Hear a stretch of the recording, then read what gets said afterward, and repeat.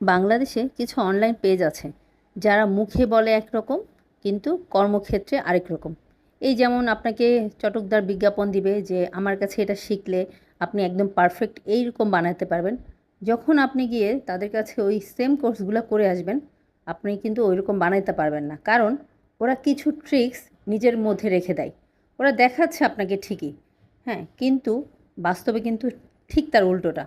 আমি এই ধরনের কয়েকটা পেজের কাছ থেকে আমি অনলাইন কোর্সগুলো করেছি, কিন্তু দেখা গেছে ওদের অনলাইন কোর্সের সাথে এবং কথার সাথে কাজের কোনো মিল নেই। বিশেষ করে ব্রাউনিগুলার ক্ষেত্রে ব্রাউনিগুলা ওরা এত সুন্দর করে দেখায়, কিন্তু বাসায় যখন এসে বানাতে যাই তখন সেম ক্র্যাক উপরে ক্র্যাক আসা, তারপরে পারফেক্টনেস ওরকম আসে না। যখন আবার জিজ্ঞেস করা হয় তখন ওনারা কিন্তু একটা গতানুগতিক উত্তর দিয়ে দেয় যে আপু আপনার হয়তো টেম্পারেচার ঠিক ছিল না, মেজারমেন্ট ঠিক ছিল না। কিন্তু অবশ্যই না, সেম রেসিপি ফলো করে সেম টেম্পারেচার সব কিছু করার পরও কিন্তু ওই রকম আসে না। এই জন্য আমার কাছে মনে হয় এই দিকে একটু ভালোভাবে নজরদারি করা উচিত, অর্থাৎ পেশাদারিত্ব বজায় রাখা উচিত। কারণ আমরা টাকা খরচ করে কিন্তু একটা পারফেক্ট জিনিস শেখার জন্যই ওনাদের পেজে যাই।